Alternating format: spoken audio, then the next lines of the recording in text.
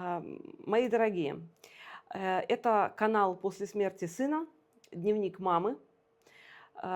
И я создатель и ведущая этого канала Екатерина Варади. Сегодня идет 68-й день со дня ухода от нас, моего младшего сына Ивана.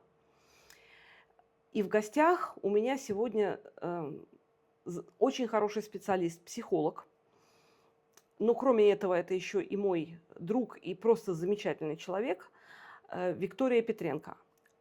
Я пригласила ее не только потому, что она моя подруга, хотя этого бы уже хватило, но она из тех психологов, которые работали с людьми, потерявшими своих близких.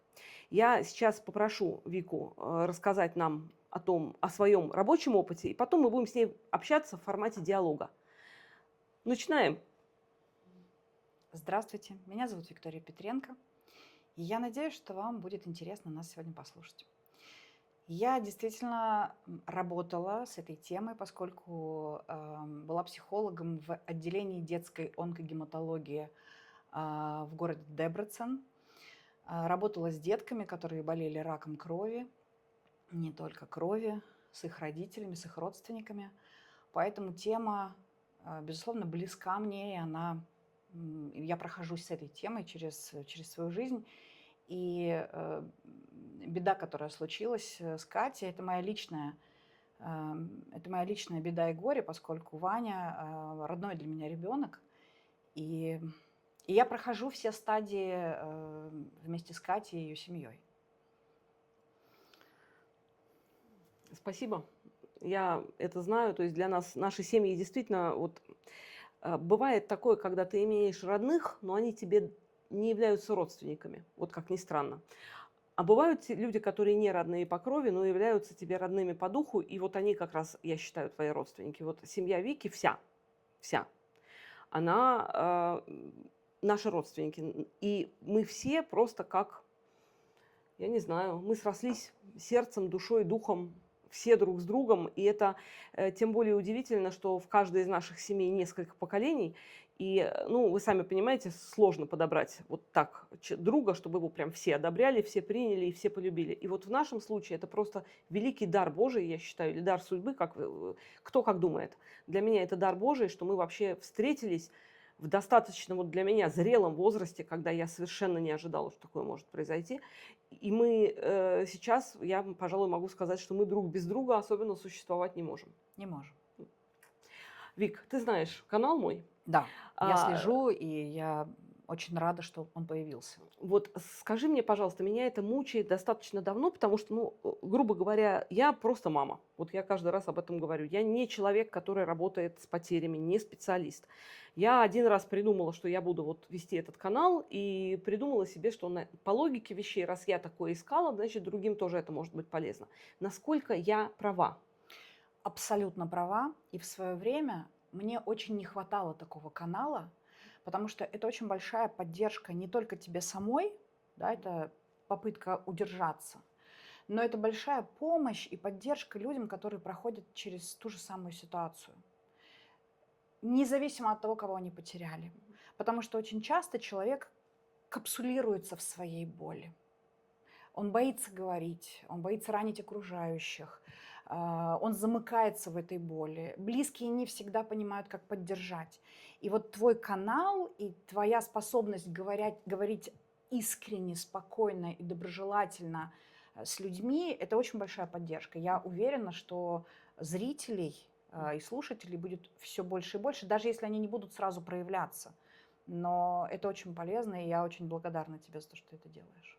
Слава Богу, потому что для меня это на самом деле главная такая точка вечного вопроса, потому что не хочется грузить эфир тем, что не нужно. Тем более это, скажем так, не развлекательный контент, это не очень легкая тема.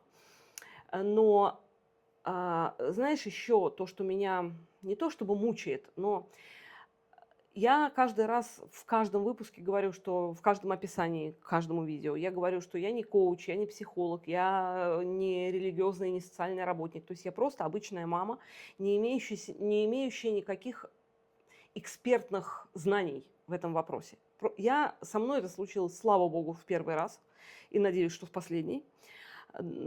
И я вам рассказываю, как я это проживаю, но проблема с тем, что иногда я все равно рассказываю о том, что мне помогает, и формулирую какие-то рекомендации, про которые я всегда говорю, что это мое, это мой опыт, не факт, что он подойдет всем. Но я все время боюсь, что я дам какую-то рекомендацию, которая повредит людям. И именно поэтому мне бы хотелось тебя спросить вообще, что бы ты как психолог порекомендовала людям, ну, если узко говорить про тему канала «Потерявшим детей», ну, я думаю, что на самом деле это касается и тех, кто потерял мужа безвременно, потерял родителей безвременно или временно, имеется в виду в свое время. Тем не менее, это всегда боль, это всегда траур. Для всех это тяжело в любом возрасте. То есть что-то, что может быть... Я понимаю, что все разные, но тем не менее, пожалуйста, помоги нам в этом. Во-первых, я хочу тебя поддержать в том, что, на мой взгляд, ты делаешь совершенно правильно. Ты действительно не претендуешь на звание психолога, гуру и коуча. Ты рассказываешь о своем опыте. Человек может взять, попробовать, у него получится или не получится, но ты не настаиваешь, не навязываешь. Это совершенно правильно. С точки зрения психологии нет универсального совета, который подойдет всем, поскольку мы разные.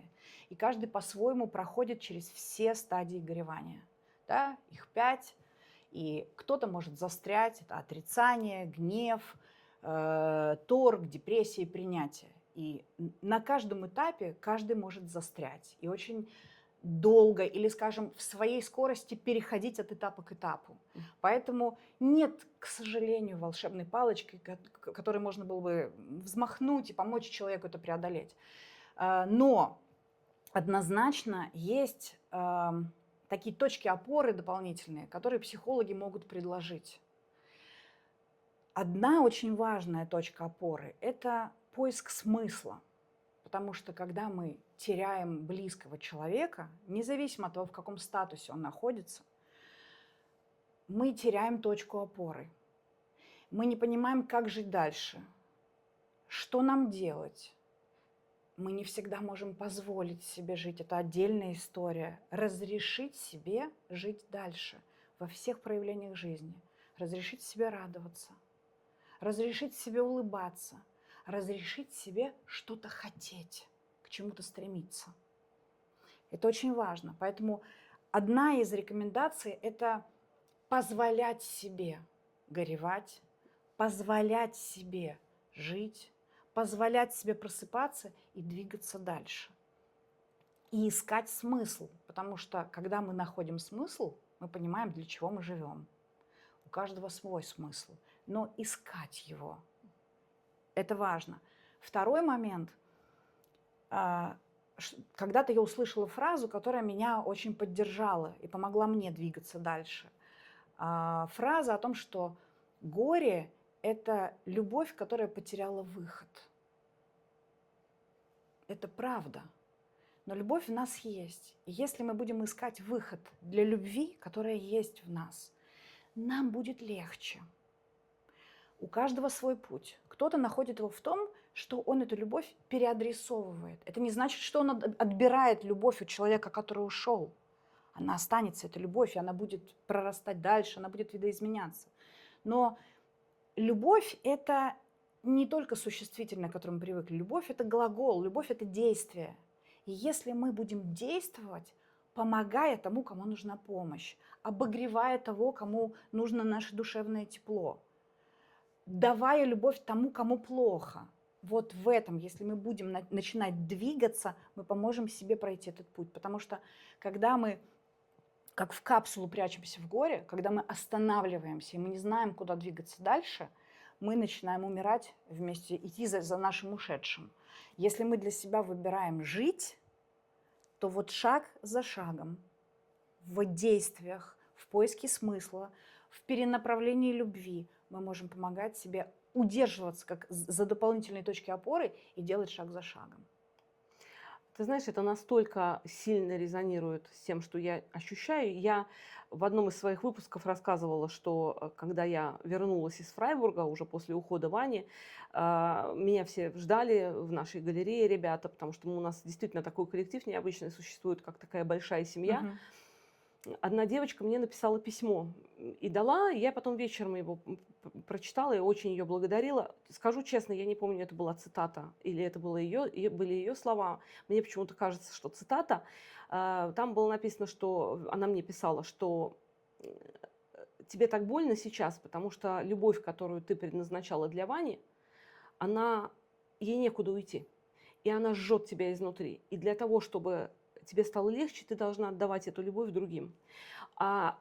Вот та метафора, вернее, то, что ты сказала про то, что любовь, ее не становится меньше. То есть, когда ты отдаешь любовь, это не значит, что ты ее отбираешь у кого-то. Совершенно верно. Это я тоже говорила, для меня это прямо однозначно такая, у меня есть метафора со свечкой. Когда горит свеча, и мы от нее зажигаем еще одну свечу, то у первой свечи не становится меньше пламени, наоборот. У 2 свечей, у 3, у 10, у 20 становится несравнимо больше света, если взять вот в пересчете на одну свечу. То есть любовь – это совершенно потрясающее качество, что чем больше его даешь, тем больше его у тебя становится. И мне кажется, что вот если ее становится больше, то она не жжет. То есть вот не может быть такого, что... Она не так жжет. Она не так жжет, Да, как потому могла что, бы. безусловно, мне бы хотелось сказать, что оно не жжет и что становится легче. Становится, не сразу, но становится легче. Никто не говорит, что мы перестанем помнить или у нас перестанет болеть. Оно будет болеть. Оно будет болеть, пока мы любим, пока мы помним, оно будет болеть. Но оно будет болеть по-другому. Я не хирург, я не скажу, что острее или тупее будет боль. Она, безусловно, будет, но она будет по-другому. Она будет трансформироваться в другие ощущения. Но это я могу сказать по наблюдениям за людьми, с которыми я работала, их достаточно много. И я продолжаю работать с этими людьми. И я могу сказать по самой себе, потому что я сейчас прохожу этот же путь с тобой. И в отношении Вани, и в отношении моего близкого человека. У меня погиб брат, и это большая потеря и большое горе для меня. И я прохожу вместе с тобой. Скажи мне, пожалуйста, а то, что ты психолог, это тебе помогает? Это мне помогает, безусловно, поскольку я знаю в теории, ну и в чужой практике, как я могу действовать. Это мне помогает. Именно поэтому я очень прошу людей, которые не знают, как справиться, обращаться к специалистам. Когда у нас болит какой-то орган, мы не боимся идти к специалисту. Да? Самолечение ни к чему хорошему, как правило, не приводит. Вот в психологии точно так же. Обратиться к специалисту, который он не вылечит, он не даст волшебную таблетку, но он поможет пройти этот путь. Он знает как. Тут, знаешь, я с этим тоже согласна, потому что я считаю, что помощь психолога, я сама занимаюсь периодически с психологом.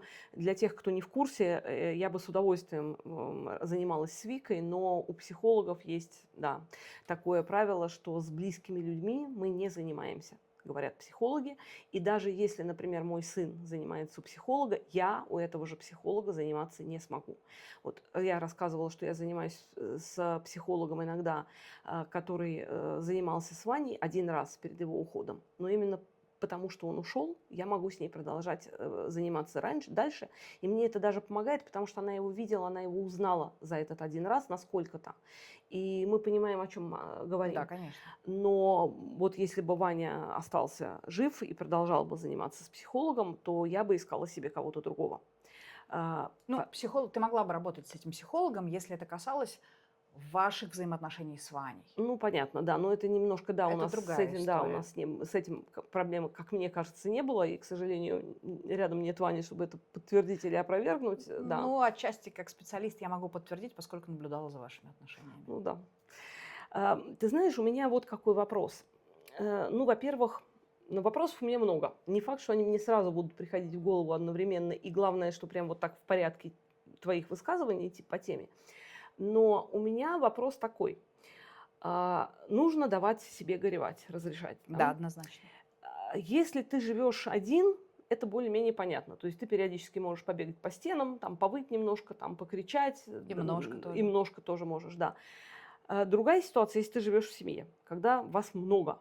Ну, нас не так много, но вот мы живем в одном доме вчетвером плюс собака. Ну, понятно, собака в этом участвует настолько, насколько она живой понижатель стресса и такая таблетка от горя, Терапевтичная да, собака. терапевтичная собака очень. Любая собака, и любая кошка, любой попугай, любое животное, которое с вами, это терапия. Я об этом тоже говорила, что, ребята, кто может, заводите, потому что я сама, вот не дай бог Джек уйдет, заведу сразу и больше. То есть вот, но здесь другая история. Вот смотри, в моей ситуации я потеряла сына. Я была с ним все это время. Я видела, как он умирает. Я видела многие физиологические подробности, которых не видел никто из моей семьи. И моя связь с Ваней, она была сильнее остальных. Да. Таким образом, как бы теоретически у меня тяжелее процесс, ну, потому что все это остается, все это лезет, вот эти вот жуткие воспоминания, они прорываются периодически и тяжело. Мой муж что-то видел, но видел значительно меньше, Саша видел еще меньше. Мои родители, которые старенькие, которые очень любили Ваню, как и все мы очень любили Ваню, у нас были замечательные отношения у всех, они не видели, но тоже имеют вот эту потерю, и тоже с ней, Безусловно. им страшно тяжело с ней справиться, потому что еще и возраст здесь. Вот каким образом жить в семье, когда всем плохо, но всем плохо в разное время? Вот, знаешь, для меня это настолько вопрос без ответа, потому что иногда хочется погоревать вместе. То есть иногда ты начинаешь вспоминать, вот что было с Ваней, и вот мы рассказываем, можем поплакать, посмеяться, и это хорошо. А иногда, когда у другого человека есть желание об этом поговорить, ты чувствуешь, что ты просто не можешь. Вот не можешь. Тебе это сейчас выведет, вот как сейчас говорят, из ресурса, да, вот это модное, из ресурса, из потока, вообще из-за всего. И ты провалишься в какую-то яму, потому что вот именно в этот момент ты наиболее уязвим, слаб, и ты еле-еле себя держишь вообще хоть как-то, чтобы быть похожим на человека. Вот что делать в этой ситуации? Говорить. Ведь в семье мы в любом случае подстраиваемся друг под друга. С одной стороны, действительно не приносить себя в жертву и давать от себя отрезать еще кусочки, которые и так очень болят. С другой стороны, очень часто мы настолько уходим в боль, отворачиваемся, потому что мне больнее, да, кто-то говорит, вообще работа с близкими – это очень важное, не то, ну вот со всеми, кто окружает, потому что очень часто из желания помочь поведение близких не всегда корректное, да, и стандартное «держись», «потерпи», сейчас война, многим плохо, а кто-то троих потерял, а кто-то вообще погиб под завалами, да, и попытка сравнить с тем, кому еще хуже, она не делает легче человеку, Вообще, да. никак не выручает. Попытка остановить в этой боли и встряхнуть человека. Легче не становится. С другой стороны, действительно не всегда ты готова выслушать кого-то, потому что у тебя может не быть сейчас сил. Поэтому я всегда предлагаю договариваться. И есть возможность подстроиться, поговорить. Да? Пусть это будет короткий разговор. Есть возможность дать при тебе выплакаться маме, если у тебя есть возможность дать. Нет, ну, по возможности перенести, не запрещая маме, да, или пусть она начнет с тобой, а потом ты выйдешь, и она уже начала с тобой, она уже почувствовала твою поддержку, да. Ну, может, все равно мы успокаиваем, как бы мы не пытались понять, мы все равно пытаемся успокоить, да, обнять – это тоже успокоить. Если есть возможность обняться и проплакать вместе, сделать это, ориентироваться по своим ощущениям, по своему самочувствию, не принося себя в жертву, но если есть какая-то возможность дать поддержку близким, это сделать. Я представляю себе каждого, я знаю каждого члена семьи, и я понимаю, как каждый переносит, насколько мне кажется. И кто-то может горевать сам, ему так легче, а кому-то нужен кто-то, потому что самому страшно. Когда мы семья, когда мы близки, и нам важно, как мы чувствуем, как чувствуют себя наши близкие, мы все равно подстраиваемся. Не приносим себя в жертву. Это не значит, что все, я сейчас вытру сопли и пойду, пусть все выплачутся, а я пойду потом повешусь. Нет. Ну да. Хотя, да, кстати, знаешь, интересная история, я тоже об этом говорила раньше, ну, в потоке мыслей, как обычно у меня это бывает, что когда у тебя происходит потеря, вот я про себя говорю, я еще когда Ваня болел, это произошло, у меня еще потери не было, но у меня было уже ощущение, ну, что все плохо, ну, не то, что все плохо, но ребенок тяжело болеет, тебе его жалко, тебе страшно, что будет и так далее, и это еще усилилось, когда Ваня ушел, естественно. ощущение немоты. Вот что ты оказался в каком-то безвоздушном пространстве. При этом и ни в коем случае не в одиночестве, потому что вокруг тебя куча любящих людей. И вот я знаю, что ты мне предлагала помощь. У меня есть друзья, которые говорят: звони в любое время ночи, в любой час. Ты для нас никогда не будешь обузой, мы тебя всегда выслушаем. Но, во-первых, мне периодически даже страшно подумать о том, что я с кем-то буду разговаривать об этом. И это как бы уже получается немота непроизвольная, вернее как, немота, которую мы в себе поддерживаем, потому что тяжело говорить. А с другой стороны, иногда получается, что иногда хочется выплакаться и кому-то поплакаться, но ты знаешь, что ночь. И, честно сказать, я понимаю, что люди предлагают помощь в любое время дня и суток, дня и ночи.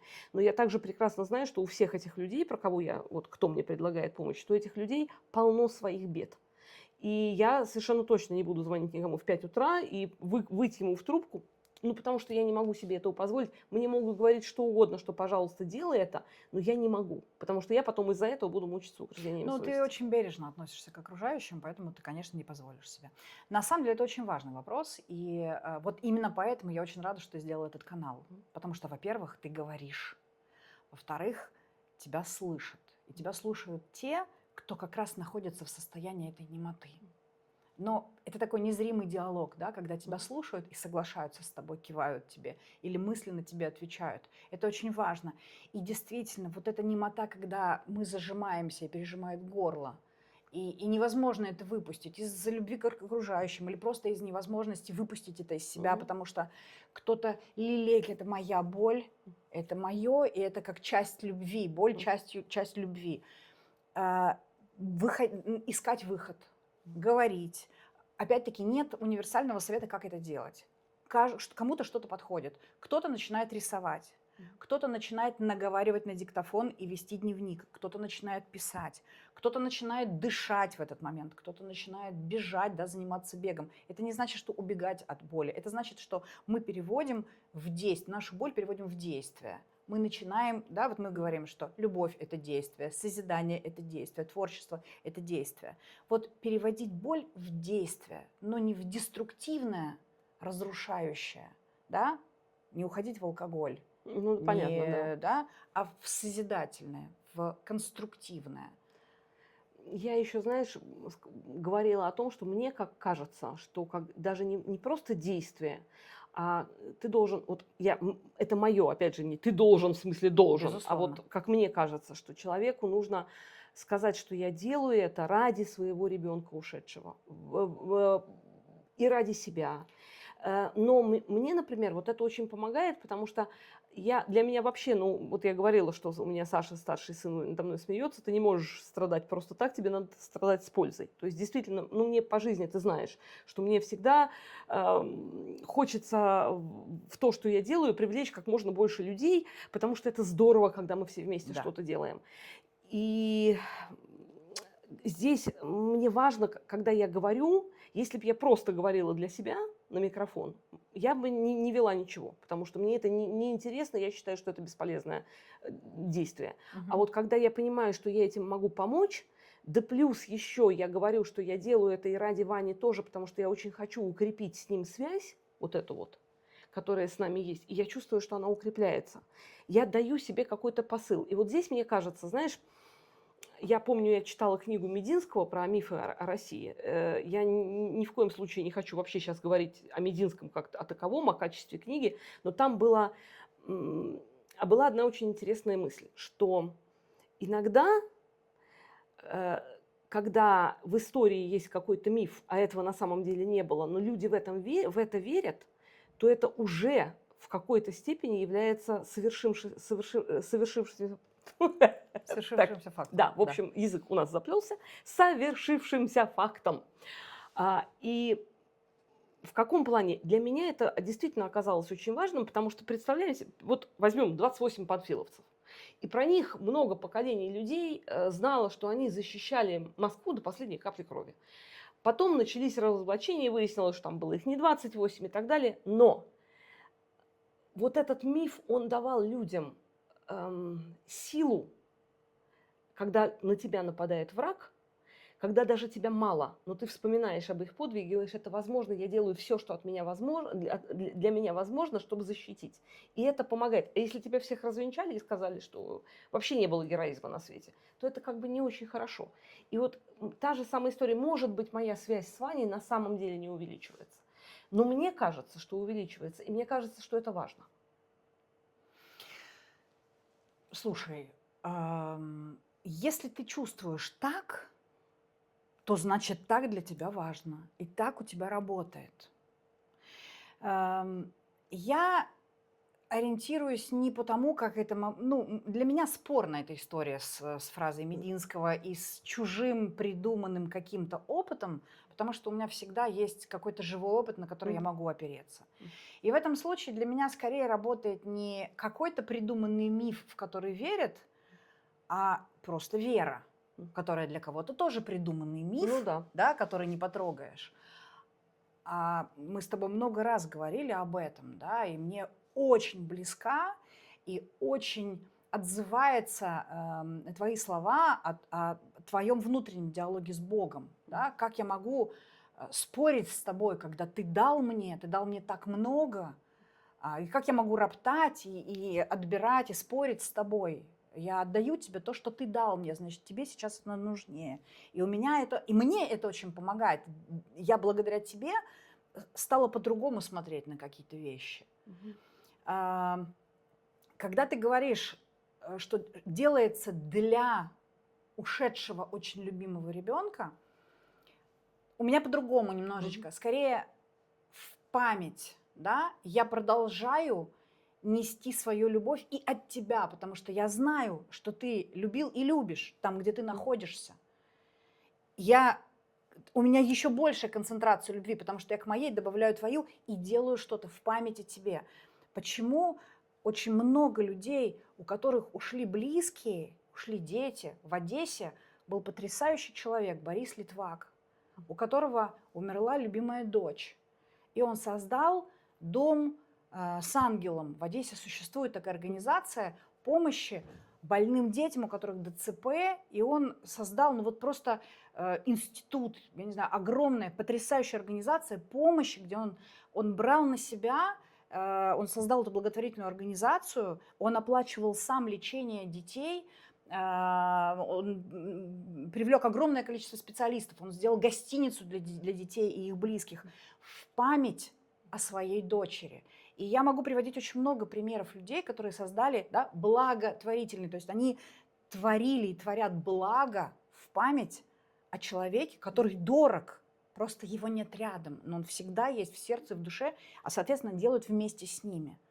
Поэтому в памяти не для себя, безусловно, не для кого-то, а для себя, чтобы выйти и чтобы, опять-таки, да, действовать, продолжать любить. Вот мы возвращаемся к тому, что когда любовь продолжает иметь выход, не закупоривается, а мы находим выход для этой любви. Ну, это, знаешь, вообще всегда очень интересная история для кого-то, да, мы делаем это для себя или для чего, потому что в свое время мы с Сашей, старшим сыном своим, мы даже ссорились, не ссорились, извини, спорили. Он говорит, в свое время говорил, и в то время я была с ним не согласна, он говорил, что, слушай, вот на самом деле никакого альтруизма как такового не существует альтруистических волонтеров. То есть эти люди делают, безусловно, важную вещь, они делают это бесплатно, они делают это ради других, потому что им от этого хорошо. То есть если взять историю, то мы посмотрим, что в конце им от этого хорошо. Да, у них благородная цель, они хотят помочь ближним, но потому что им от этого хорошо. Если бы их от этого тошнило, они бы делать этого не стали. Я в свое время с ним не согласилась, сказала, что вообще ты отрицаешь наличие вообще всякого благородного начала в людях. Но вы знаете, прошло время, и я согласилась, потому что у меня было время подумать, пока Ваня болел, пока все это происходило. Но в основном, когда он болел, и когда я еще не была настолько... То есть мы не ждали же такого конца. Поэтому, в общем и целом, на фоне страха я все равно могла жить нормальной жизнью и заниматься раздумьями. У меня впервые появилось много времени относительно на раздумья, потому что не было церковной школы, не было клуба, не было галереи. Я сидела и думала. И вот я подумала, что да, кстати, я уже давно, вот мне люди благодарят: спасибо тебе за церковную школу, скажем, спасибо тебе за лагерь. И я прекрасно понимаю, что вообще не за что благодарить. То есть я понимаю, почему они благодарят. Но дело все в том, что я это делаю, вот правильно говорил Саша, для себя, потому что я это безумно люблю. Я это безумно люблю. Да, мне очень нравится таким образом помогать остальным, но я это делаю прежде всего, потому что у меня лежит к этому душа.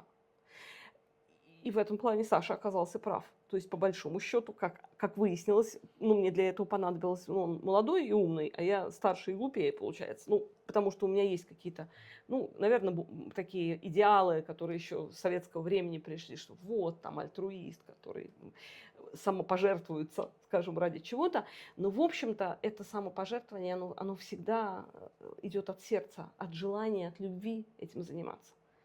Вот, знаешь, Да, интересно получается как. Знаешь, что я хотела спросить? Извини за то, что я вот влезла таким образом своими пожалуйста. этими самыми. А, я бы еще хотела следующее сказать. Вот вопрос у меня, вернее, такой. Вот вопрос с психологом. Я абсолютно согласна с тем, что нужно обращаться к специалисту. И действительно, люди странно в основном к этому относятся, что как бы, да, болит нога, я иду куда-то, а болит душа, я никуда не иду. Я также понимаю, с чем это связано, потому что вот мне, например, было сложно найти психолога для себя, потому что мне очень важно, например, мне важна та часть моей жизни, которая связана с верой.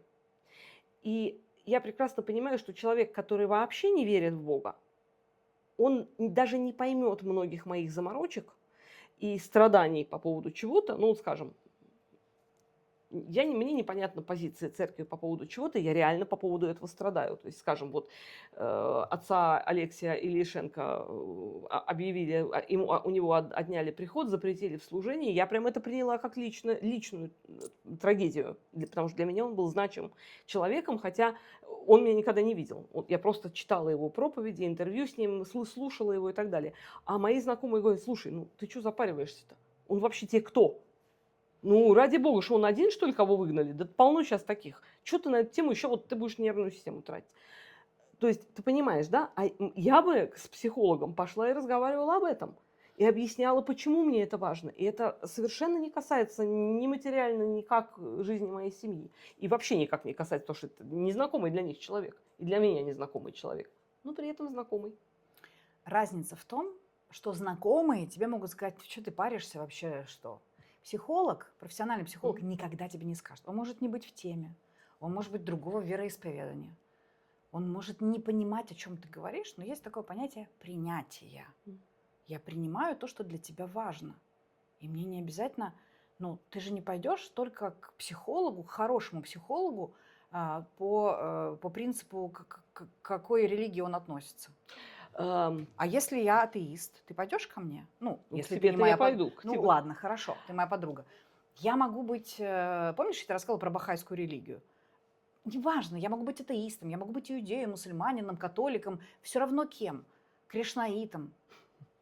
Если человек верит в добро, Бог един. Да? Какая Нет, разница, это как да. его зовут? Но ты знаешь, у меня был опыт. Я сначала, почему я сейчас ищу себе психологов, которые, ну, хотя бы как бы признают существование Бога, потому что для них мои мотивации хотя бы понятны. Ну, потому что у меня был опыт общения с психологом, у которого не было вот этого принятия, и там я не очень смогла. То есть мне не помогла терапия в том плане, что ну, это, наверное, психолог был не совсем такой, какой нужно было. То есть Вероятно. человек, который просто сразу, я так поняла, что он, вот когда я разговаривала о взаимоотношениях у нас в семье, я прямо вот физически почувствовала, что человек понял, вот эта женщина, которую использует ее семья. Вот они такие все токсичные, и, соответственно, вся терапия велась исходя из этого.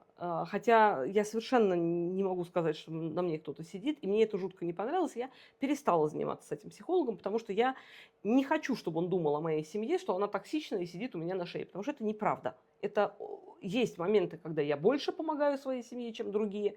Это связано сугубо с устроением нашей семьи, а не с тем, что я подставила кому-то шею, и там свесили ножкой и радуются. То есть для меня вот это важно, например. Но безусловно, вот сейчас психолог, с которой я занимаюсь, она не воцерковленный человек, она, ну, как бы признает существование Бога и не депривирует то, что я верующий человек, то есть не говорит мне: о чем вы, девушка, о чем вы, женщина, вы что? Вот, то есть, да, и с тобой бы я занималась с удовольствием, несмотря на то, что ты тоже вот не воцерковленный человек, но я знаю, что для тебя понятие Бог существует, и оно важно. Поэтому я могу тебе поделиться с тобой вообще абсолютно всем. Но я, например, с этим очень осторожна даже в канале. То есть я все время, почесывая, так сказать, голову, думаю, да, вот я сейчас даю рекомендации, вера, там, то есть там половина аудитории может вообще отрицать существование Бога. Поэтому я говорю, давайте вот кто не хочет слышать слово Бог, говорите судьба, вселенная, там Мироздание. мироздание, там что угодно. Пытайтесь адаптировать под себя, потому что все, в Безусловно, общем-то, можно безусловно. адаптировать. Уж я, кстати, не говорю о том, что если у моих зрителей сложилось впечатление, что это человек, который считает, что верить правильно, а не верить неправильно, я хочу всем сразу сказать, извините, если у вас сложилось. Вот я делаю то, о чем сказал Саша. Вот он мне сказал, что мама, пожалуйста, не шеруди руками вот в том месте, где висит микрофон. Вот ты видишь, что это правда Да-да-да, я делаю. наблюдаю Да, за я этим. соблюдаешь, да. Вот. И сейчас вы наверняка услышали хрустение в микрофоне. Это я. Вот такая я, извиняюсь. Всегда так получается. Так вот, если у кого-то сложилось впечатление, что я считаю, что верить в Бога правильно, молиться в храм, ходить правильно, а все остальное неправильно, это не так. Потому что я считаю, что есть очень много хороших, замечательных людей, которые просто на которых можно ориентироваться только, которые в Бога не верят. И также есть, к сожалению, люди плохие, ну, опять же, не судим, но люди, которые совершают нехорошие поступки, но при этом у них православный крест или другой там крест какой-то, они ходят в храм, они причащаются, они делают все, что нужно, они там дают милостыню нищим, а потом грызут своих ближних, предположим. И вот здесь не вопрос веры решает, и неверие. Я готова подтвердить, потому что та церковная школа, о которой говорит Катя, и если вы думаете, что это только связано с православием, то я точно знаю, что в эту школу приходили дети из семей, которые самых разных конфессий, самых разных религий. Например, мы, сказала Например, Вика. мы, не только мы, поэтому, когда речь идет не только о православии, только православные дети тут должны идти, это не так. Я знаю точно, я знаю лично детей и родителей, которые приходили в школу, и это были дети разных религий и разных национальностей. Поэтому уж Ну, точно в твой камень-огород я не позволю бросить, это точно. да, ну да, потому что я считаю, честно говоря, что можно выучить 500 молитв и быть при этом гадом ползучим, извиняюсь. А можно, просто нужно понимать, как жить, чтобы тебе было хорошо, окружающим тебя было хорошо. Потому что намного легче жить, когда всем хорошо. Вот правда. И мне так жалко каждый раз, когда вот в семье какой-то конфликт, и люди, в общем, хорошие, не могут найти между собой мир, и думаешь, боже мой, они тратят время на а его можно было бы провести с такой пользой, наслаждаясь каждой минутой и принимая друг друга такими, какие мы есть. Ну, мы же все разные. Ну, То, о чем очень часто я говорю людям, которые ко мне приходят работать со мной как психологом, о том, что мы не знаем, сколько нам дано. Мы не знаем, какой у нас отрезок жизни. Мы не знаем, сколько нам суждено времени провести друг с другом. На что мы тратим время? да. На что? Мы же не можем прокрутить фарш обратно. Да, да, это каждый раз так жутко жалко. Думаешь, боже мой, вот ты испортил день сегодняшний. Вот я пытаюсь как-то все время донести до людей, которые ссорятся. Ну, день сегодняшний нам дается только один раз. Вот его нельзя повторить, его нельзя. И мы вот поругались, мы разошлись по углам, и мы этот день испортили. Даже если мы потом помиримся, все равно мы будем вспоминать об этом дне, как о дне, который, Мы не вернем его в да, мы календарь. не вернем его в календарь. Но это я такая умная, тем не менее, я частенько ссорилась с тем же Ваней, например. Да, вот, то Ну, есть, это был процесс развития ваших отношений, но вы не ссорились. Ну, вы ссорились, мы хорошо, но ссорились, вы да, всегда мирились. да, мы всегда мирились, но мы и ссорились, и я себя, конечно, в этом виню. Но, с другой стороны, честно вам сказать, есть иногда ситуации, когда родитель понимает, что надо было это сказать мягче и добрее, но в тот момент он был не способен. И это нормально, потому что родитель живой человек, а не робот. Он Да. может чувствовать и транслировать свои чувства. Так бывает. Просто очень важно пытаться, да, есть такой психический процесс наряду с вниманием, мышлением, памятью, речью, есть саморегуляция. Вот умение управлять своими эмоциями, умение управлять собой, анализировать то, что происходит, чтобы не переходить из одного конфликтного дня и в следующий, учиться беречь друг друга, слышать друг друга, говорить подстраиваться, то, о чем мы с тобой говорим, да. Нам может быть тяжело, мы не всегда готовы с нашими близкими вот в эту секунду коммуницировать. Это очень частая проблема. Бабушка, да, семья, которая переживает горе, да, и бабушка, у которой вообще нет выхода, у нее жизнь, ее должна была закончиться, а закончилась у сына или у внука, или у дочери, у того, кто моложе, кто должен был жить. И она не понимает, и она все время плачет, она все время проговаривает, она все время пытается ухватиться за кого-то из близких, и ей так легче. А тому, за кого она хватается, больнее и тяжелее, Да. потому что ему бы свою боль эту вынести. Вот как быть в этом случае, да? И Ну да, вот это. ее обнять и дать ей возможность. И самому при этом не умереть в этот. Вот подстраиваясь и говоря друг с другом. Вот знаешь, для меня тоже это важный очень вопрос, потому что я говорила тоже тем, кто меня слушал в предыдущих выпусках, что у меня пожилые родители, то есть маме 81 год, папе 87, и, конечно, слушайте, ну не было дня, когда они не задавали вопрос, да и даже мы с мужем, что почему мы остались, а он ушел. И мы все готовы были предложить Богу хоть все наши жизни в обмен на Ванькину, но это не работает так. И по сей день папа у меня говорит, что я хочу видеть его живым и здоровым. То есть это настолько тяжело. И вот я хотела тебя спросить, я понимаю, когда речь идет, например, обо мне, ну или о человеке моего возраста. Действуй, делай что-то доброе. Я могу, потому что у меня есть еще на это силы, у меня есть физическая возможность, я могу по характеру, ты сама знаешь, что я очень действенный человек, деятельный человек, извиняюсь. Вот. А вот давай возьмем, например, моих родителей. Мгм. Они физически уже не в состоянии чего-то делать. То есть, скажем, они не могут пойти в дом престарелых или там в детский дом или сделать что-то доброе, для себя, для своего утешения, ради памяти Вани. Что делать таким людям? Вот представь себе, да, вот есть же даже там пожилой человек, который ходить не может, и у него умирает ребенок. Вот что ему делать в такой ситуации? Но искать то, чем его можно утешить. Мгм. Потому что нет универсального. Я все время говорю, что нет универсальной рекомендации, как занять человека. Да? Хорошо, если у этого пожилого человека есть еще кто-то, и он может перенаправить свою любовь, ну как-то, да, дать человеку почувствовать себя нужным. Да? Вот для него точка опоры – это нужность. Ты нужен мне, помоги мне. Сейчас я делаю то, что Саша, за что Саша оборвет руки мне. Саша, прости, пожалуйста. Да. Сказали Дать- мы и начали рвать на себе рубаху на груди с микрофоном вместе. Извините, да. Дать человеку почувствовать себя нужным. Мгм. Хорошо, если есть, но ведь есть старики, у которых никого нет, да, и не обязательно есть собачка, да, хотя очень часто заводят как раз животных, чтобы передать свою любовь, и мы все знаем кучу примеров бабушек, одиноких бабушек, у которых 12 кошечек или там 4 собачки. Они таким образом могут трансформировать свою любовь и нужность, они понимают, что нужны этим собачкам.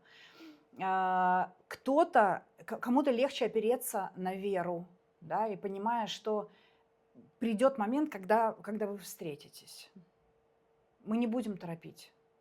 Всему свое время. Но вы обязательно встретитесь в том измерении, где вы будете находиться. Если можно опереться на веру. У каждого вот есть своя палочка, да, которая может помочь пройти. Но чаще всего, действительно, когда каждый уходит в боль свою и пытается спрятаться от окружающих, вот в этот момент в семье наступает тотальное одиночество. Да, да. И хуже всего, ну, нельзя сказать, да, кто лучше, кто хуже, потому что всем очень плохо, нельзя измерить, чья боль больнее. Но наиболее уязвимые, ты права, старики, у которых нет ни сил, ни возможности преобразовать свою боль в какое-то действие.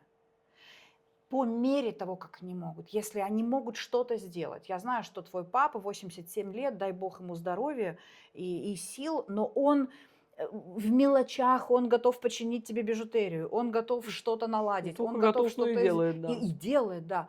Вот загружать его максимально, чтобы все мысли перешли в действие, да. Я знаю, что очень действенная мама, для которой, слава богу, вера – это опора. Значит, говорить в этом направлении. и дать чувствовать себя нужными. Еще вопрос. Спасибо большое. Еще вопрос. Вот ты сказала про стадии принятия боли, потери, Горе. горя, да. Скажи мне, что это за стадии, и все ли проходят обязательно их, или есть кто-то, который перепрыгивает через какие-то? Насколько это? Ну, все проходят через все, просто кто-то в какой-то может больше задержаться, кто-то какой-то может пройти. Ну, как правило, это же опробировано уже на огромном количестве людей, к сожалению, да, и можно так сказать. Все проходят через все стадии. Просто у каждого своя скорость и свой ритм, да, в котором он живет.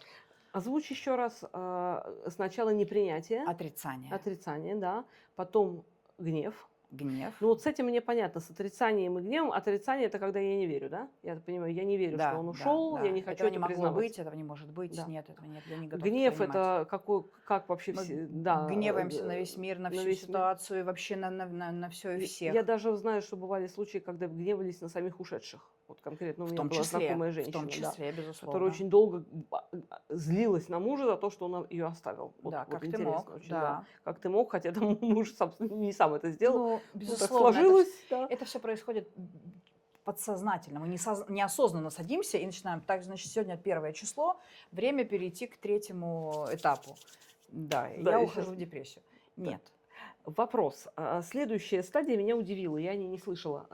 Торг. Вот я думаю, может, мне там что-нибудь такое Нет, поторговаться. Слушай, нет, все, к сожалению, все очень индивидуально, и каждый по-своему уже проходит. Да, гнев.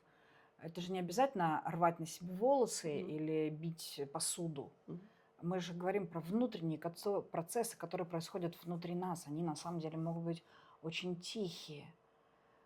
А если бы так, а если вот это, а можно ли было бы, а если... То есть это получается, что гнев и чувство вины, они очень похожи или нет? Если бы было, вот если бы я тогда сделал то-то, то тогда бы, может быть, этого бы не было. Или это уже другая история? Оно все взаимосвязано. Чувство вины, оно может вообще проходить рядом, держась за руки за все стадии. Да. Безусловно, может быть. И, кстати, чувство вины – это тоже очень важно, и об этом тоже нужно говорить, потому что когда я говорю, что люди, которые находятся в стадии горевания, не позволяют себе жить. Ну, то есть они как бы существуют, они переходят из дня в день, но полноценно жить, испытывая весь спектр эмоций, они не позволяют себе быть дальше счастливыми, потому что мешает чувство вины. Он ушел или она ушла. Как я могу тут счастлив. радоваться? Ну, да. Испытывая чувство вины. А я осталась. Как вот теперь, да, я надеваю на себя все черное, и опять-таки я не говорю, что это плохо. Не, ну просто Это такое выбор есть. каждого Это человека. да, это понятно. Это может быть. То, что это не помогает человеку, это факт. точно. Но если это выбор человека, если он для себя выбирает, и ему кажется, что так для него правильно, это его выбор, безусловно. Слушай, ну я на себе просто испытала. Вот гнев я на себя как мне кажется, я не испытала. Но был момент, когда вот Ванька уходил, когда я говорила Богу, что ну зачем надо было путем таких чудес давать мне ребенка, чтобы потом его отбирать в расцвете. А потом тут я задумалась, что есть расцвет, да, это мы считаем это расцветом. А если брать жизнь как вечную категорию, то расцвет вполне может быть, что у него еще впереди, в другом мире, а потом вполне может быть, что ему расцвета и не было бы здесь, а было бы что-то другое намного хуже. То есть как бы вот мне кажется, что гнев я, опять же, наверняка прошла, только я не заметила. Но меня вот торг все-таки за это самое зацепил. Слушай, кто-то проходит через это легче, кто-то торгуется с Богом, то есть, кто-то торгуется с чем можно там, уже поздно, торговаться можно пока живой. Ну, понимаешь, это все очень-очень, ну это же точно не рынок, да, то есть мы не приходим на рынок и начинаем, слушай, ну давай что-нибудь сделай, ты вернешь. Это совершенно очевидно, что никто уже ничего не вернет. Понимаешь, каждая из этих стадий, она приближает к принятию. Как бы странно это ни звучало, да, но первая стадия от 5-й отдалена сильно. Да, депрессия, которая, ну, очень тяжело же, да, она ближе к принятию. Поэтому мы проходим через все стадии. И наше лучше, если мы понимаем это и помогаем себе пройти через каждую эту стадию, не запрещая, не застревая в каждой стадии. Ой, это так сложно, Это потому очень что, сложно. слушай, вся проблема, знаешь, в чем? Что есть, наверное, такие люди, которые очень четко могут про себя сказать, что я сейчас вот делаю то-то или то-то, чувствую то-то или то-то. Вот я совершенно точно унаследовала у папы вот эту свою неспособность понять, как мне на самом деле сейчас. Знаешь, я просто обратила внимание на следующее, что когда я приехала сюда после ухода Вани, и я провела одно занятие со старшей группой воскресной церковной школы. Все Мгм. ребята меня ждали, все пришли. Все сказали мне, что они очень... и они готовы были бы заниматься дальше, но тут я дала себе возможность выдохнуть немножко, потому что трудно сразу. Вот. И они все пришли, я им стала рассказывать о том, как это произошло, потому что они все вместе с Ваней учились, они знали, они имели право знать, потому что они практически наша семья в широком понимании этого слова. Они действительно мои дети. Ты знаешь, как я к ним отношусь, ко всем ты Знаю. видела это, и сын Вики тоже к Мой нам, сын да, там да, же, он мой, в да. общем, третий сын получается. Вот, и я им рассказывала, мне казалось, что у меня все нормально. Вот, то есть я рассказывала, что произошло, все. Я просто стояла и рассказывала. У меня не было слез, у меня не было никакого там... И мне казалось, что мне хорошо до тех пор, пока я вдруг не поняла, что у меня безумно бьется сердце. И я смотрю, вот я стою, держусь за стол, и вот у меня побелели аж прям вот конь руки, и вот так вот дрожат. То есть, видимо, у меня для организма это был безумный стресс. Конечно. Ну, я этого вообще не осознавала. То есть ты понимаешь, что мне в тот момент спроси, как ты себя чувствуешь, да прекрасно. Понимаешь? Вот что самое ужасное, что ты не можешь, ты потом до тебя доходит, в каком состоянии ты был, когда ты, даст Бог, если дойдет, и то не всегда. Вот об этом я говорю. Почему чаще всего нам нужен специалист? Мгм. Потому что мы не можем проанализировать все процессы, которые в нас происходят. Мгм. Мы настолько уходим в ощущение боли, да, когда, давай абстрагируемся от душевной боли, очень сильная мигреневая боль. Мгм. Так болит, хотя на самом деле параллельно может болеть зуб, да, или Да, ну что-то так болишь, еще. что уже ничего не чувствуешь, точно. Ты уходишь в это состояние боли, ты не можешь проанализировать, что происходит вокруг тебя. У тебя, в принципе, все внимание твое направлено на головную боль. И, естественно, ослабевает фокус внимания вокруг. Поэтому нам нужен специалист, который может помочь, который может четко проанализировать, что происходит, Мгм. и помочь пройти этот путь. И найти под тебя рекомендации, которые сработают с тобой. Мгм. Потому что, Саша, прости, пожалуйста, нет универсальных. Ну, нет универсальных. Мне бы очень хотелось придумать что-то, но ни один психолог не придумал. А тот, кто говорит, что придумал, не верьте ему. Да, Нет такого по и щелчку сейчас даже вас. таблетки нет. Вот, блин, ну так Ну, жалко, это ну нет, невозможно. ну есть антидепрессанты, Ой, ну да, вот я которые хотела могут, следующий вопрос. безусловно, они помогают пройти, но есть определенный курс антидепрессантов. Они вспомогательны. И хорошо, когда они идут параллельно с работой психолога. Они притупляют боль, безусловно. Да, алкоголь тоже притупляет боль, но потом происходит процесс возвращения в реальность. Да, потом, кстати говоря, вот у меня Отрезвление он происходит. притупляет, но почему-то потом она моментально усиливается. Причем даже еще в Конечно. процессе. То есть я пить сейчас не могу вообще, то есть у меня безумно болит голова, но в нормальной ситуации я заметила даже до этого, когда могла еще пить, ты пьешь что-то, и у тебя все почему-то проблемы, наоборот, вылезают сильнее. То есть это вот интересно очень. Поэтому человек и часто алкоголизм рядом стоит и просто Мгм. ждет этого человека, Мгм. потому что это путь туда. Что касается антидепрессантов, ну, я могу честно сказать, да, я психолог, я знаю, как работать с травмой, я пытаюсь проанализировать то, что происходит со мной, чтобы направлять себя и выводить из этого состояния. Но в какой-то момент я обратилась к специалисту, который мне назначил, очень хорошему специалисту, он психиатр, потому что только психиатр может Да. выписать лекарства. Сразу скажу, не верьте психологам и психотерапевтам, только психиатр. Но, на мое счастье, он и психолог, психотерапевт, и психиатр, он врач прежде Мгм. всего, который назначил мне правильное лечение, которое помогло мне с более ясной головой выходить из этого состояния. Признаюсь, что я тоже принимаю сейчас антидепрессанты, потому что я посчитала, что не справлюсь без этого. Я их начала, кстати, принимать не после ухода Вани, а в процессе его болезни, потому что очень долго обилие вот этих отрицательных эмоций, оно вдруг приходит в какой-то момент, к какому-то такому моменту ты приходишь, тебе все время плохое настроение, тебе все время хочется плакать, и ты все время унылый, как прям вот самый мрачный осенний день. И намного становится легче не только тебе, но и всем окружающим тебя людям. Безусловно. И, кстати, вот это мой был вопрос, но ты на него уже ответила, что насколько как бы оправдан. Многие люди боятся антидепрессантов. Я сама и раньше у меня была депрессия, и я вышла спокойно из нее и ушла от этих препаратов. То есть совершенно не надо верить в то, что это на всю жизнь. Это Нет, просто ну, действительно безусловно. Это, какой-то кстати, мифы, да, страх. Ну, точно так же, как боятся психологов. Психологи– это шарлатаны. Зачем идти? Да. Я вон возьму бутылку коньяка, пойду к подружке, к соседке, и вообще я сам сильный справлюсь. Но у каждого свой путь. Точно так же, что касается там, гормонов. Все, нельзя гормоны принимать, потому что это на всю жизнь человек разнесет, и все, и хана. Я, кстати, тоже так думала, но у меня болел ребенок, и в какой-то момент я сама же делала хуже. Но когда я встретила грамотного специалиста, врача, который прописал гормональную терапию, с которой потом очень правильно сошли, это помогло ребенку моему выздороветь. Ну Вот да, и да все. Вот нет. точно так же с антидепрессантами. Во-первых, только к врачу. Во-вторых, четко понимать, что дается, для чего, в какой момент. Нужно понимать тактику лечения. Не надо этого бояться. Это лекарство, которое может помочь. Потому что мы можем... Есть же разные способы справиться со своим состоянием.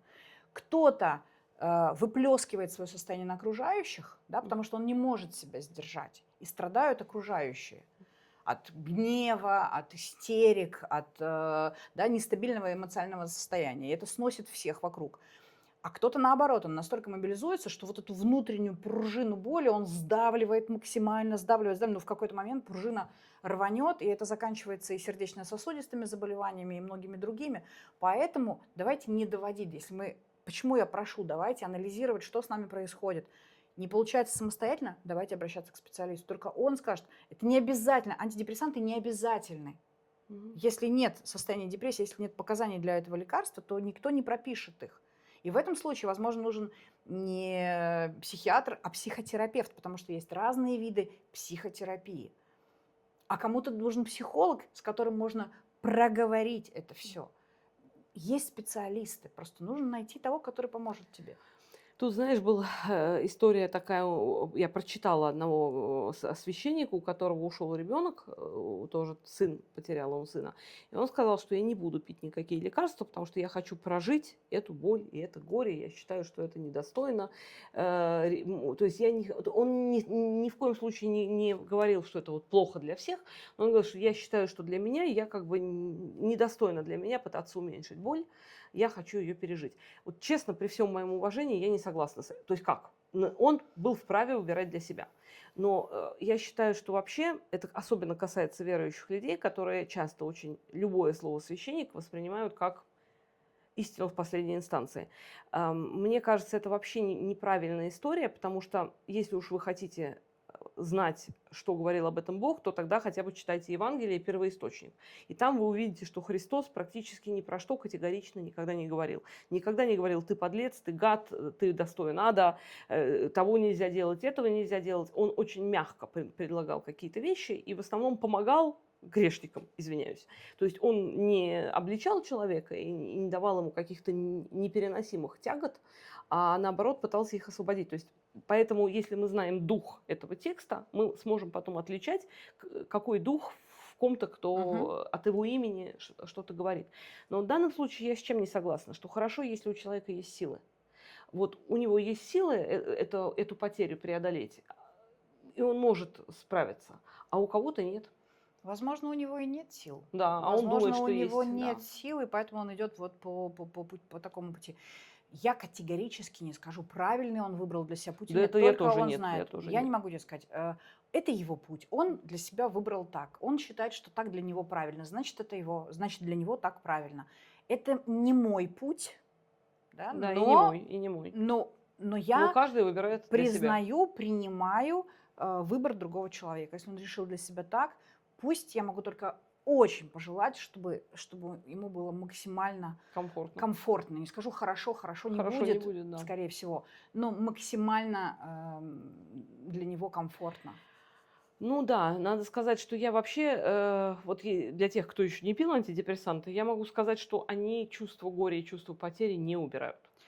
И Не горевать ты убирает. будешь прекрасно. То есть ни в коем случае горе от твоего ребенка никуда не уйдет. Ты просто сможешь, например, при этом хотя бы спать. И хотя бы жить какой-то жизнью, там, а не лежать, как вялая такая тряпочка на кровати, и ты будешь доставлять меньше проблем своим родственникам. Опять же, ни в коем случае я не агитирую за... Нет, надо понимать, что антидепрессанты бывают разные. Мгм. Да? Состав у них разный, и они направлены на те симптомы, разные антидепрессанты направлены на те симптомы, которые есть у человека. Потому что кому-то нужны силы встать, у него просто их нет. Да.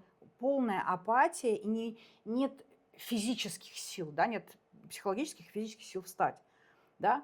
У кого-то настолько нестабильное эмоциональное состояние, и вот этот переход от истерики к слезам, потом к какой-то бурной, я не скажу радости, да, но какой-то встряски такой эмоциональной. Вот, скажем, да, когда нарушена тормозная система, возбуждение яркое, да, а потом или наоборот резкое торможение, а потом опять резкое возбуждение, то есть эмоциональная нестабильность. У каждого свои симптомы, и антидепрессанты бывают разные, поэтому грамотный специалист подберет то, что нужно конкретному человеку, потому что у нас совершенно разная реакция нашего организма на любую стрессовую ситуацию. Да? Кто-то уходит в апатию, в тишину, а кто-то наоборот бурный, кто-то рыдает, кто-то молчит. Ну, у кого-то теряется Ну, в общем, аппетит, да. кто-то начинает есть. У каждого по-своему происходит. Поэтому и нет универсального какого-то способа, как это прекратить, как это пережить. Каждому по-своему. И вот специалисты и подбирают каждому свое лекарство. Так же, как психологи подбирают каждому свою методику работы с Свой этим подход, человеком. да. Да, кстати, вот тоже было с психологом, когда я позанималась, и потом мне Саша говорит: мама, почему ты не занимаешься с психологом? Я говорю: слушай, ну ничего не изменилось. Ну вот я вот опять буду сейчас рассказывать опять об одном и том же. Он мне говорит: слушай, поверь мне, сейчас надо делать это регулярно, потому что это тебе так кажется, что все одно и то же. А на самом деле много чего меняется, и, в общем, он оказался прав. То есть я занимаюсь сейчас где-то раз в 2 недели, стараюсь. Ну, иногда, конечно, забывают и получается редко, но действительно нет одинаковых, то есть вроде бы, казалось бы, чисто внешне горевала, горю и буду горевать, но каждый раз это немножко с другой точки зрения, немножко какой-то легкий такой поворот, и тебе становится легче. Вот психолог дает какую-то, причем он не говорит тебе, как чувствовать, наоборот, он тебе Нет, ни задает в коем вопрос, он случае. дает возможность проанализировать, но Конечно. потом дает какую-то рекомендацию нам, какую-то зарядку, там, я не знаю, что-то такое, какую-то практику сделать, что-то, или просто советует тебе задуматься над чем-то, вот как ты сейчас сказала. Вот ты советуешь задуматься над тем, что вот эту любовь отправить, Ты правильно показываешь, она в каком месте у да, тебя вот живет? там, она живет, где На месте микрофон, как раз микрофона. натурально, туда и ставим. Вот Вот, поэтому ты говоришь через да, через микрофон, да. То есть найти себе выход какой-то, позитивный выход, выход помощи другому, отдать эту любовь другому. Знаешь, что я еще хотела спросить? Вопрос с мужчинами. Вообще я заметила по своей семье, что мужчины тяжелее женщин переносят всякого рода стресс. И не только, кстати, по своей семье. И когда ушел Ваня, я вдруг обратила внимание, что я общаюсь, мне легче всего общаться с женщинами, которые прожили подобный опыт. И это, кстати, не то, что типа мне становится легче от того, что кому-то так же плохо, как и мне. Нет, просто я понимаю, что эти люди поймут меня. То есть, когда я говорю, что именно я чувствую, они поймут, потому что они через это проходили. Потому что другому человеку даже представлять не надо. Вот, ну, не надо этого себе представлять. Вот как это, когда ты... И вот все эти женщины, они мне говорили: береги мужа. Потому что у всех, у них мужья переносили тяжелее. Вот насколько ты считаешь, что это так и есть, и что делать? Так и есть. Мгм. Ну, я могу сказать по своему опыту. Ну, понятно. Да? По моему опыту так и есть. В силу того, что мужская природа все-таки отличается от женской природы, да, и то, что женщина может выразить в слезах, мужчине не всегда, хотя не каждый. Но здесь очень большую роль играет воспитание мужчин. Если это мужчины из постсоветского пространства, и их учили, мальчики не плачут, Мгм. да, будь сильным, ты что, девчонка, не будь тряпкой, соберись, и многое другое, то и есть модели поведения, они смотрели по мужчинам в их роду, да, там их папы, дедушки так себя вели, и всегда было с чем сравнить, а вот в войну как деду-то ногу оторвало, и Да, ничего, и ничего, да, ну там. и даже не хочу приводить примеры, их огромное количество. Я могу сказать по своему опыту, потому что работая с папами, чаще с папами, хотя и дедушки у меня были в работе, но с папами, например, детей, которые уходили, они рассказывали то же самое, что им очень хочется заплакать, но они не позволяют себе. Мгм. Потому что, во-первых, мужчины не плачут. Мгм. Во-вторых, потому что им кажется, что они очень испугают окружающих. В-третьих, потому что, в принципе, для них привычное поведение решать проблемы вот как раз как эта пружина, сжав эту пружину максимально и терпеть внутри себя. Мгм. Становится ли им легче? Нет, не Нет, становится. конечно. Нет, не становится. Именно поэтому в работе не сразу они начинают плакать, как дети. И слава богу. И слава богу, Да. потому что и вот всю боль и страх, потому что мужчинам тоже страшно, но они просто не показывают этого. Мгм. Но очень страшно, и они точно так же не понимают, как жить дальше.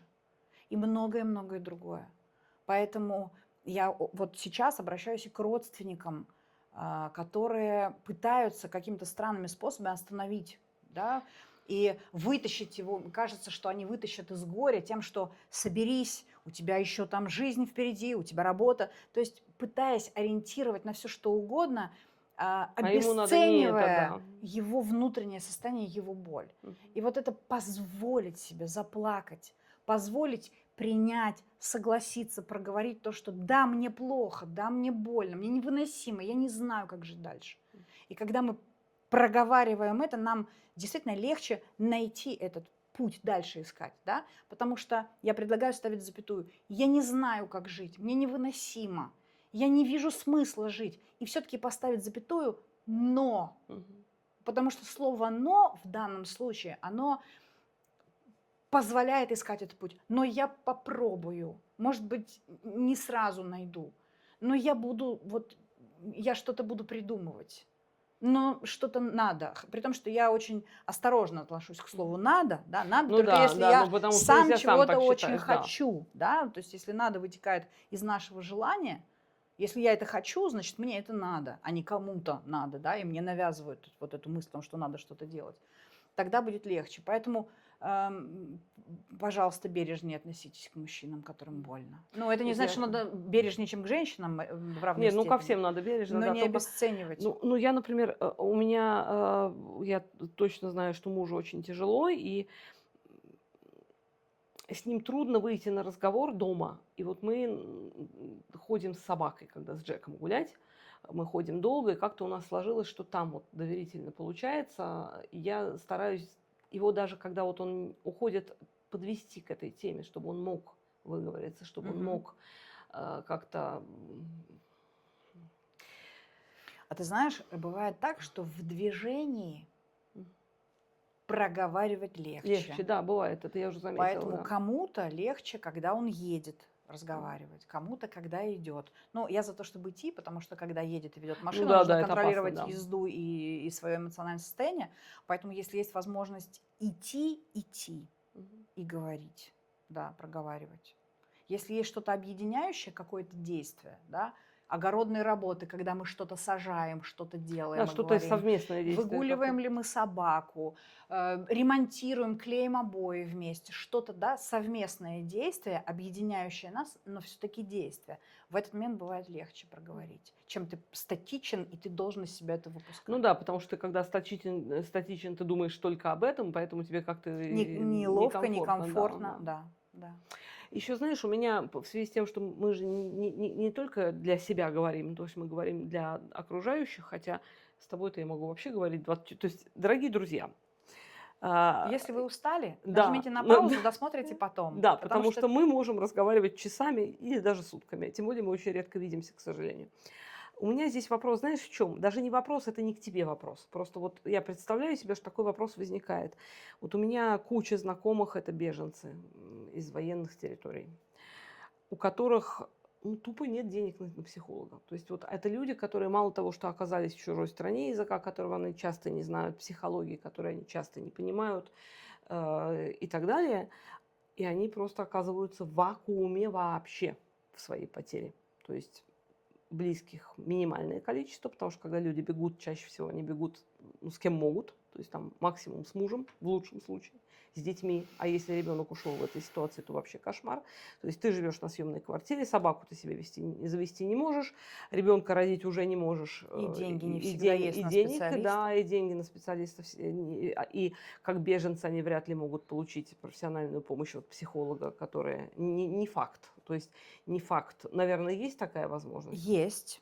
И, к счастью, благодаря интернету, есть очень много разных благотворительных организаций, где есть психологи, которые бесплатно будут работать, которые оказывают помощь. Есть там кто-то определенное количество часов, кто-то... ну, есть телефоны доверия, А есть, как это искать? Вот, есть. например, человек живет, ну, не буду далеко идти, я из Фрайбурга, и там я познакомилась с людьми, у которых такая проблема. Вот что делать? На доступном языке, на котором говорит человек, просто вводить в поисковик в Гугле, там, не знаю, где угодно, психологическая помощь бесплатно или Мгм, психологическая помощь в этом регионе. мгм. Есть онлайн, есть очно. Слава богу, сейчас это доступно, и я не готова сейчас называть Ну, какие-то... И, естественно, да. во-первых, их очень много, поэтому бессмысленно. Я не знаю, кто работает во Фрайбурге, но абсолютно точно в Германии есть волонтеры, психологи, которые... И есть очень много телефонов и контактов психологов, которые помогают, сопровождают и работают Мгм. и с беженцами, и с людьми, пострадавшими в разных ситуациях, безусловно. Важно понять для себя, что мне нужна помощь, принять это для себя, согласиться с этим, и тогда легче будет обратиться к тому, кто может Мгм. подсказать, найти в интернете, написать вопрос. Сегодня, не надо далеко ходить, сегодня мне пришел вопрос от моей очень хорошей приятельницы, однокурсницы из Одессы. Нужен психолог для девушки в Одессе. М. Я понимаю, что ей нужен очный психолог, с которым можно будет увидеться. Я не могу оказать помощь, я в ближайшее время в Одессе, к сожалению, не буду. Но у меня есть специалист, которого я дала, с которым М. свяжутся, и я в нем, я уверена абсолютно точно, он поможет, если он не поможет сам, он найдет кого-то. Теория 6 рукопожатий, а сейчас, по-моему, не 6, а Вообще, 3, ой, да, работает работает всегда. 100%. И Работает есть 100%. такие ресурсы, есть. Важно захотеть и сделать шаг. Вот знаете, можно я побуду занудой, опять Пожалуйста. христианской занудой? Опять же, я цитирую Библию, но не потому, что цитирую Библию, а потому что мне кажется очень хорошая мысль. Не сотвори себе кумира. Не в плане того, что не сотвори себе кумира как статую или там Бога. Не сотвори себе кумира даже в плане своих убеждений. Если ты всегда считал, что ты совсем справишься сам, но вдруг чувствуешь, что выходит из-под контроля, ну, блин, ну, измени свое мнение, свое убеждение сейчас и попробуй что-нибудь другое. Вот ты привык, это я и к себе тоже отношу, потому что вот мы лечились всегда гомеопатией. Ну, мы же пошли в больницу, хотя я была против, мне очень хотелось вылечить Ваню гомеопатией, но не получалось, и мы пошли в официальную медицину. С другой стороны, я до сих пор говорю, что официальная медицина таки его и угробила, извиняюсь. Вот. Но, к сожалению, и гомеопатия же тоже не помогла, да, то есть мне кажется, что все равно в нашем случае была воля Божья.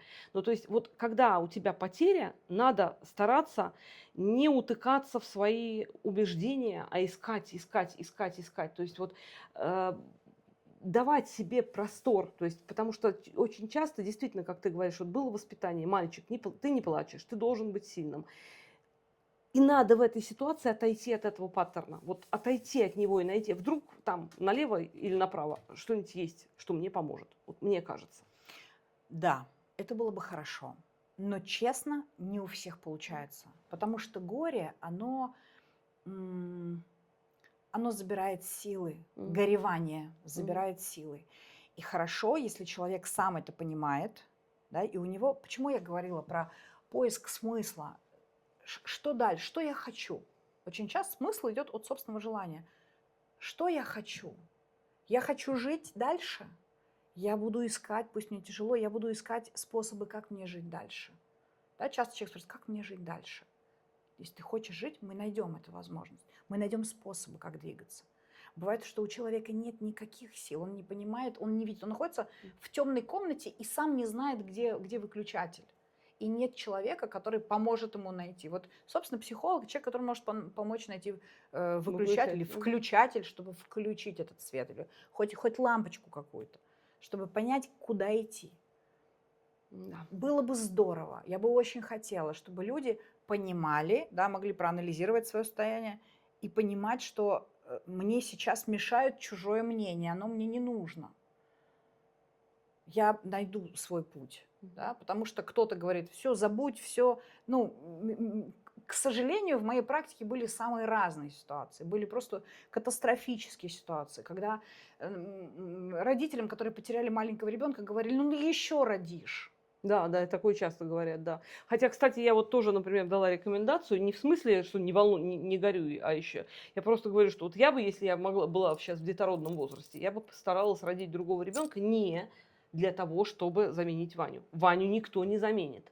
Но мне Безусловно. кажется, забота о ребенке, любовь к этому ребенку, это же вот та самая любовь, которая тебя жжет, и ты можешь ее передать и воспитать другого. Но опять же, я ни в коем случае не имела в виду, что типа, ой, ребят, не горюйте, ну, вы же молодые, вся жизнь впереди, родишь другого. Ну, это вообще ужас, когда тебе такое Нет, могут, говорят. конечно, взять за руку и сказать, больно, тяжело, плохо, но Да, ну, родишь еще и вообще да, и забудь. очень много. Я даже Да, не нет, хочу это я вспоминать эти знаю, примеры. да, да, много такого. Я это поэтому точно. я говорю о том, что позвольте себе отгоревать. Мгм.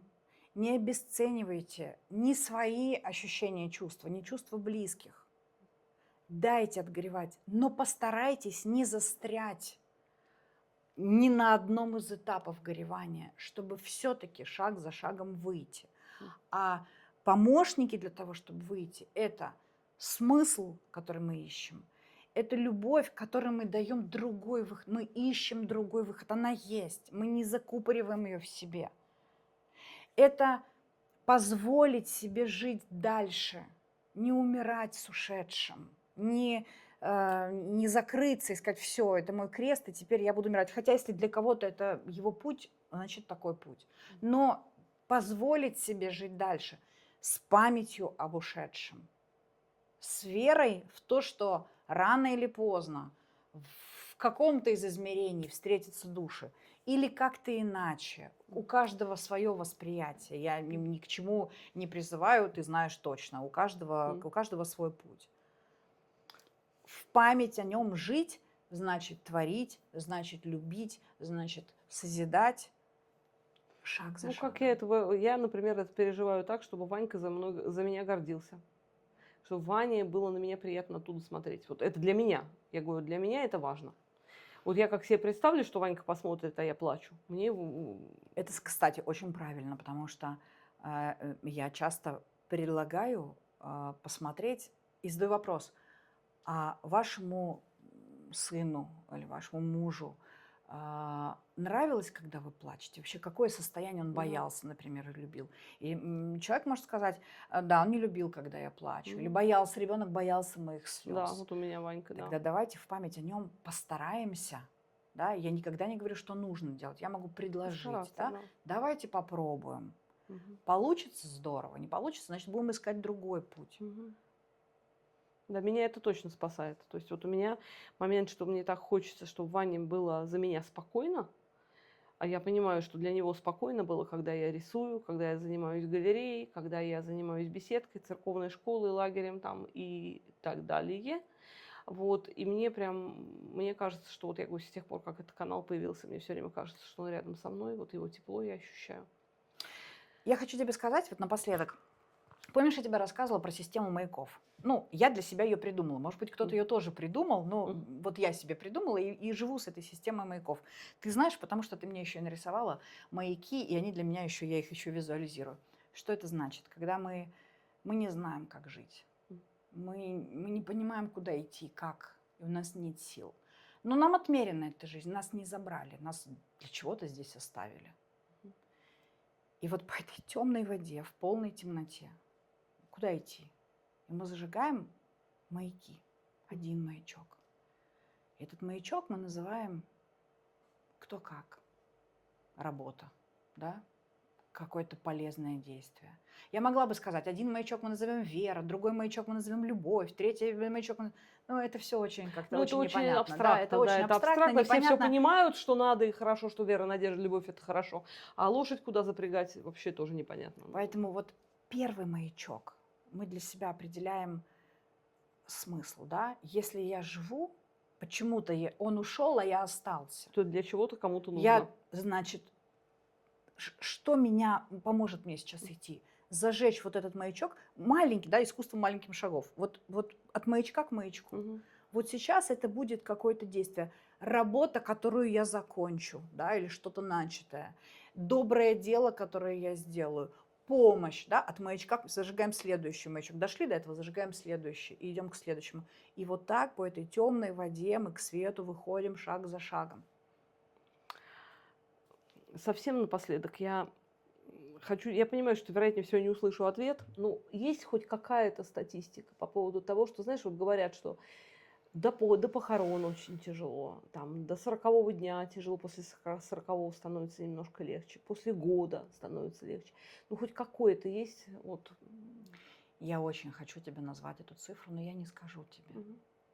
У каждого по-своему. Но я могу тебе сказать, что в действии, когда мы помогаем себе идти, это происходит быстрее. Но я точно тебе не скажу, когда. Ну, у кого-то работает вот вера в 9 дней, 40 дней, год и 3 месяца. У кого-то не работает вообще, Мгм. потому что он закупоривает себя в этом. Мгм, да, да, И- ему нельзя, оно жжет И- изнутри, да, человек ему может плохо, заболеть. да, это как комфортно в зоне дискомфорта. Вот так, да?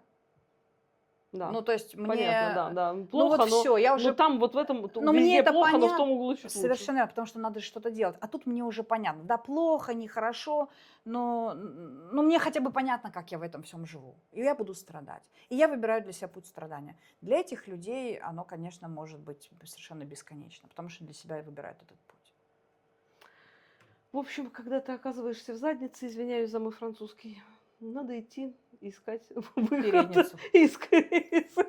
Искать выход. Да. Выход есть. Выход есть. Это да. как, помнишь, наш с тобой любимый анекдот про оптимиста и Да, пессимиста? да, да, да, да. Хуже не будет. Будет. Да. Нет, будет по-другому. Мгм. Вот какая вредная. Нет бы сказать, зрители бы сказали, будет лучше, по-другому. Я знаю, Вика, я шучу, конечно. И я Ну, я, прекрасно конечно, слушаю. могу тебя сейчас сориентировать на какой, когда ты выпустишь свой 200-й выпуск Мгм. или 365-й выпуск. Тогда ты почувствуешь, я не Вот знаю, знаешь, может, ты сделаешь это посмотрим. значительно Вот раньше. посмотрим. Послушай, о чем мы говорим? О том, что когда у нас перестанет болеть, да не перестанет у нас болеть. Просто Вот. болеть будет по-другому. И эта боль не будет, она не будет доставлять такие адские муки, да? Когда боль может превратиться в дать тебе смысл и мотивировать тебя, и дать тебе направление движения, оно, конечно, будет болеть. Но я не скажу, что оно будет болеть меньше. Я как человек, я могу это сказать не только как специалист, как человек, который переживает боль утраты. Но это болит. Я знаю, что сейчас боль, которая во мне происходит, потому что я прохожу через стадии горевания, боль, которая есть, я ее просто преобразую в действие. Я понимаю, что я сейчас одна за двоих должна отдать все силы маме. И за двоих, да, я не могу компенсировать, безусловно, но вот я преобразую эту любовь в действие. Я в память стараюсь что-то делать. Я пытаюсь искать какие-то вот для себя маяки. Я пытаюсь быть нужной и полезной и сделать не для того, чтобы мной гордились. Ну, во-первых, я уже выросла, и, в общем, мной не обязательно гордиться. Я горжусь. Я И люблю не тебя. только я. Дело не в этом. Дело в том, что боль, она есть, но она другая. Она не меньше, там, не острее, тупее. Ну, Она понятно. просто другая. Боль может быть созидательной, и она по-другому уже ощущается. И ты уже понимаешь, что это не горевание, ты переходишь на какой-то другой уровень. Вот знаете, ребят, я вам могу сказать, что я вижу Вику, просто мы не о ней, то есть мы говорили о ее экспертности сегодня, о ее знаниях, частично о событиях ее жизни. Но просто я вижу, через что проходила Вика и ее семья все это время. Это война одна, война другая, война там, третья. Это болезнь, это смерть брата, это болезнь мамы, это вообще все что происходит с людьми, которые вынуждены из-за войны уехать из своей любимой страны, с любимого места. И вы знаете, вот Вика знает, о чем говорит, правда, потому что она настолько деятельный человек и настолько растет не только в плане профессиональном сугубо, но вот она действием, да, вот какие-то проекты новые, концерты, конкурсы чтецов, театральная студия.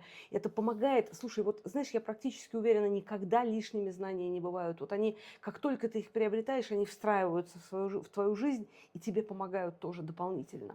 То есть я вот Безусловно. действительно, вот кто может говорить, кто имеет право говорить, так это Вика. Потому что Ты понимаешь, опять-таки, каждый ищет свой смысл. Я понимаю, что в том, что я ищу вот эти какие-то пути и способы, они же тоже направлены на помощь кому-то. да, конечно. Да? То есть не потому, что я просто хочу там, не знаю, стихи почитать. Я могу для себя почитать стихи, и почему нет? Я люблю литературу.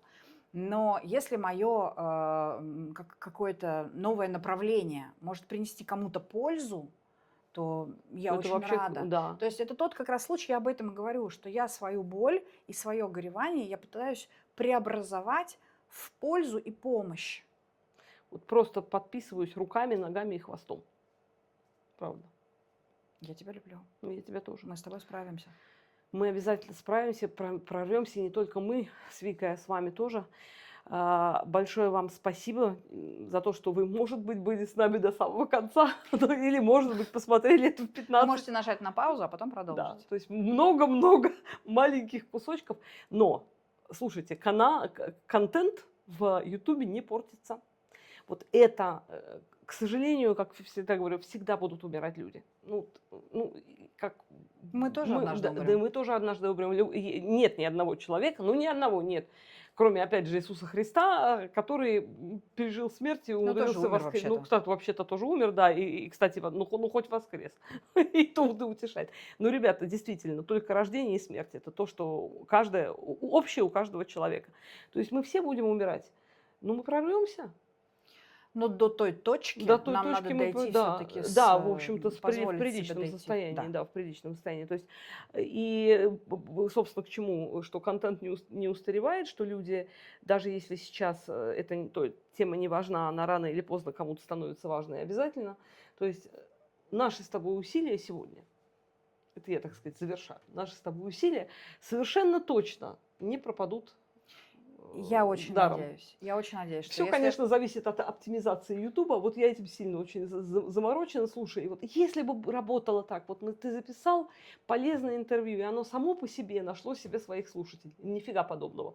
Надо просто умереть 5 раз геройской смертью, чтобы тебя какой-нибудь алгоритм вообще нашел. Я не сомневаюсь, что, зная тебя, что ты и это победишь. Алгоритмы Ютуба Я в этом победить не нет, сомневаюсь. ребята. По сравнению с тем, что ты уже делал, это ерунда просто. Хакнула тут пару банков. Извиняюсь, это шутка была, я никого не хакала и не умею. И не хочу, главное. Я честный человек, вы же видите по выражению глаз. Так, дорогие друзья, еще раз спасибо вам, Вика. Спасибо тебе огромное, что ты пришла и согласилась со мной сегодня поговорить. Ты со мной по-любому поговорила, но ты же со мной А у говорила меня на были камеру. какие-то варианты? Нет. Всегда и с удовольствием. Я уверена, что у тебя накопится еще 500 тысяч И я вопросов. тебя обязательно и я приглашу опять. всегда Ты, отвечу. слушай, ты сказала страшную вещь, будешь сидеть теперь здесь и отвечать на мои вопросы сутками просто. Я готова. Ребят, В галерее «Золотая утка». Я буду с надо было... утками. Чего мы с тобой сидим у пустого стола? Утку надо было сюда поставить. Хоть бы тортик Вот мне какие-то положил. мы... Тортик, а ты не ешь тортик. Вот вредная женщина, и даже когда угощаешь Да, тортиками, она их точно, не ест. уже нет. Вот, ребят, спасибо вам огромное. Посылаем вам вдвоем. Вот смотрите, Вика солнечная какая сегодня. Я в цветах. Мы с вами и в цветах, и в солнце посылаем много-много любви. Лучи добра, любви. Да, и желание, чтобы вы нашли свой путь, который ведет вас к свету. И всех вас целуем и обнимаем дистанционно, физически, как хотите. Мы вас всех очень любим. Да. Пока.